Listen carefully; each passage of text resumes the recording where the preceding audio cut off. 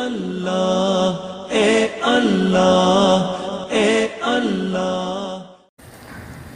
السلام علیکم ورحمۃ اللہ وبرکاتہ۔ ان الحمد للہ والصلاة والسلام علی رسول اللہ، اما بعد۔ اللہم صلی وسلم علی نبینا محمد صلی اللہ علیہ وسلم۔ اعوذ باللہ السمیع العلیم من الشیطان الرجیم من ہمزہ ونفثہ ونفثہ۔ اقترب للناس حسابهم وهم في غفلة معرضون۔ صدق اللہ العظیم۔ حضرات محترم،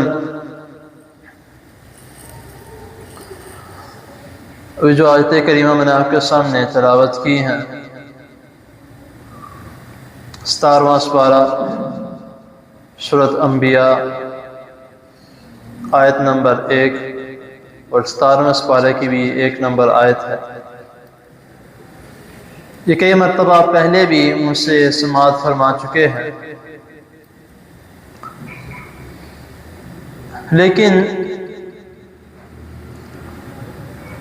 افسوس کی بات یہ ہے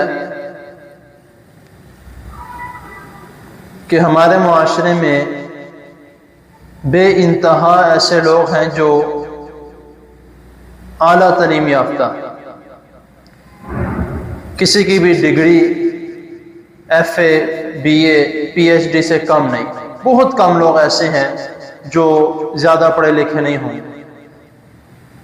99% لوگ ایسے ہیں جو کہ بہت ہی اعلیٰ تعلیم یافتہ ہیں اور ابھی تک وہ تعلیم حاصل کر رہے ہیں، لیکن کیا فائدہ ہے ایسی تعلیم حاصل کرنے کا جس میں ہم دین کو چھوڑ دیں یا دین سے بہت دور چلے جائیں۔ قیامت والے دن ہم سے دنیا کی تعلیم کے متعلق سوال نہیں کیا جائے گا کہ کتنی ڈگریاں حاصل کی، کتنے میڈل حاصل کیے، یا کون کون سے یونیورسٹی میں، کالجز میں، اسکول کالجز میں کہاں پہ جا کے پڑھے ہو، اس کے متعلق نہیں پوچھا جائے گا۔ ہم سے پوچھا جائے گا نماز کے متعلق، ہم سے پوچھا جائے گا حلال کمانے کے متعلق، ہم سے پوچھا جائے گا زندگی گزارنے کے متعلق کہ تمہیں زندگی دی گئی کہاں پہ گزاری ہے۔ تب ہمارے پاس کوئی جواب نہیں ہوگا، کیونکہ ہمیں خود نہیں پتا کہ ہم اپنی زندگی کہاں پر گزاریں، کس طرح ہم بسر کر رہے ہیں۔ جب تک ہم اپنی اس زندگی کی ویلیو نہیں جان لیتے تو ہم کس طرح آخرت میں جا کے اللہ تعالیٰ کو جواب دیں۔ ہمارے معاشرے میں ہم ہر ایک کو دیکھتے ہیں، مسلمان بھی ہیں، غیر مسلمان بھی ہیں، تو غیر مسلموں کو دیکھ کر یا ان کی عادات کو دیکھ کر، ان کی آزادی کو دیکھ کر ہم بہت ہی تعجب ہوتے ہیں کہ ہم مسلمان ہیں پھر بھی ہمارے پاس اتنی مال و دولت نہیں ہے یا اتنی شہرت نہیں ہے جتنی ان کے پاس ہے۔ یہ اللہ تعالیٰ کا نام بھی نہیں لیتے، اللہ تعالیٰ کی عبادت بھی نہیں کرتے، اللہ تعالیٰ کے سامنے ہاتھ بھی نہیں اٹھاتے، پھر بھی ان کے پاس اتنا کچھ کیوں ہے؟ یہ اس وجہ سے ہے کہ اللہ تعالیٰ اپنے مسلمان بندوں کو آزماتے ہیں۔ کیوں؟ کس وجہ سے؟ کیونکہ آپ نے کئی مرتبہ یہ حدیث سنی ہوگی کہ رسول اللہ صلی اللہ علیہ وسلم نے فرمایا کہ جو دنیا ہے یہ کافر کے لیے جنت ہے اور مومن کے لیے قید خانہ۔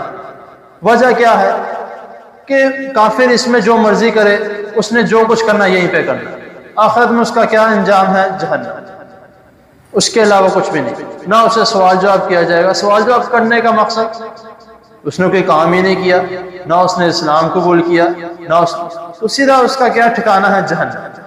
اور مومن کے لیے قید خانہ اس لیے ہے کیونکہ اس کو حرام سے روکا جا رہا، حرام کام سے روکا جا رہا کہ یہ حلال کام کرو، اس طرح کے عمل کرو، نماز پڑھو، قرآن مجید کی تلاوت کرو، یہودیوں کی نصارہ کی مشابہت نہ کرو، اس کو ان کاموں سے روکا جا رہا۔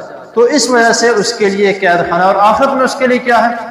جو چاہے اس کے لیے سب کچھ۔ اس نے اپنے دل میں سوچنا ہے، اللہ تعالیٰ نے اس کے سامنے اس چیز کو حاضر کر دیا۔ اس لیے یہ کیا تھوڑی دیر کی زندگی قید خانہ میں گزار لو، کوئی مسئلہ نہیں۔ جس طرح رسول اللہ صلی اللہ علیہ وسلم نے اللہ تعالیٰ نے احکامات دیے اس کے مطابق عمل کر لیں تو انشاءاللہ تعالیٰ پورے یقین کے ساتھ میں یہ بات کہہ سکتا ہوں کہ اللہ تعالیٰ ہمیں نا امید نہیں ہونے دیں۔ یہ بات کرنے کا میرا مقصد یہ ہے کہ ہم مسلمان ہونے کے باوجود بھی ہمارے اعمال جو ہیں وہ یہود و نصارہ والے ہوتے جا رہے ہیں، بلکہ زیادہ تر ہو چکے ہیں۔ کیوں؟ کیونکہ آپ نے قرآن مجید میں بھی پڑھا، احادیث میں بھی، کہ ہم مسلمان ہیں اور ہمارا سال کب سے شروع ہوتا ہے؟ محرم کے مہینے سے۔ اب اگر آپ کسی بھی بچے کو بٹھا لیں یا کسی بڑے کو بھی بٹھا لیں، بہت کم لوگ ایسے ہوں گے جن کو اسلامی مہینوں کے نام بھی آتے ہوں گے، بہت کم لوگ ایسے ہیں، زیادہ تر کو تو پتہ نہیں ہے۔ محرم، سفر، اتنے آگے پوچھو، آگے کے شاید لگتا ہے کہ ربیع الاول آتا ہو، ربیع ثانی آتا ہو، اس کے آگے کسی کو نہیں پتا۔ کیوں؟ وجہ کہ ہمارا اس طرف رجحان نہیں۔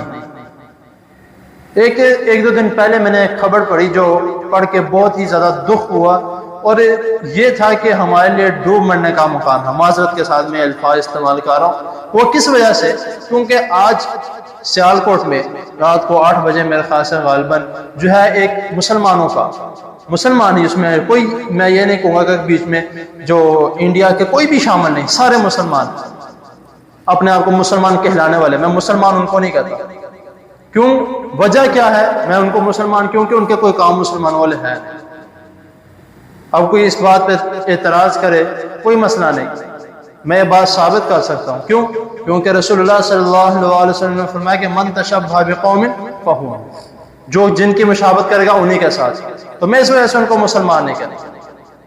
وجہ آج 8 بجے سیالکوٹ میں جو ہے وہ ہیپی نیو ایئر کا ایک بہت بڑا اجتماع جو ہے، ایک بہت بڑا فنکشن ہونے لگا۔ اس میں کیا ہوگا؟ ناچ گانا، بے حیائی، سب کچھ ہوگا جو باہر کے ملک میں ہوتا ہے۔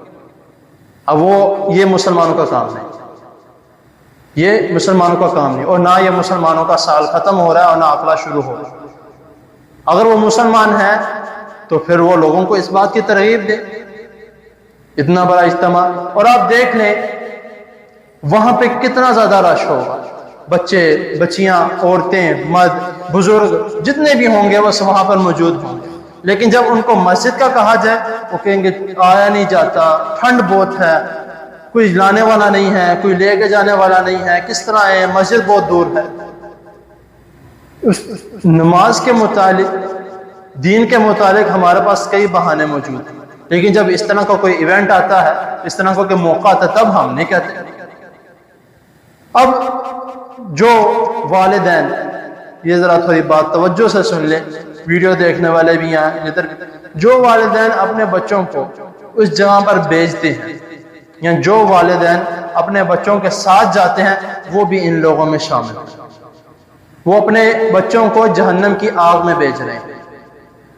اب کئی مرتبہ اس طرح ہوتا ہے کہ کوئی ایک بھائی میرے سے کل ایک بات کر رہے تھے کہ میرے ساتھ اس طرح ہوتا ہے کہ اگر میں اپنے رشتہ داروں میں کسی کو منع کرتا ہوں کہ بھائی تم اپنے بچوں کو اس غلط جگہ پہ کیوں بھیجتے، وہ کہتا ہے کہ یونیورسٹی کی کوئی پارٹی تھی تو وہاں پر جو میرے رشتہ دار تھے انہوں نے اپنی بیٹی کو ان کے ساتھ بھیج دی، تو میں نے ان کو سیدھے الفاظ کی کہ تم اپنی بچی کو جہنم کی آگ میں بھیج رہی۔ واقع سے وہ بڑک اٹھے کہ آپ کو پتہ نہیں، ہم اس کے والدین، ہمیں پتہ اپنے بچوں کو کس طرح پالنا ہے، کیا کرنا ہے۔ تو یہ صحیح بات ہے۔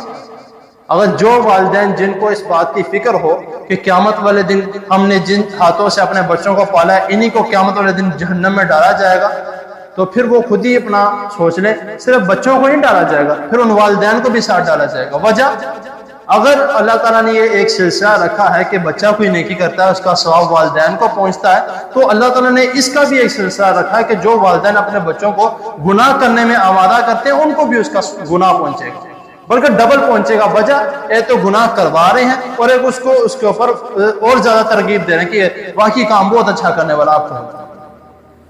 تو اور آخر میں ایک اور بات کہ اکثر بھائی بہن وغیرہ سارے ان کا یہ کام کرتے ہیں، یہ عمل کرتے ہیں کہ جب جو عیسوی جو سال جو غیر مسلموں کا جو شروع ہوتا ہے تو وہ دعائیں بھیجتے ہیں کہ نیا سال شروع ہو رہا ہے، یہ دعا پڑھو۔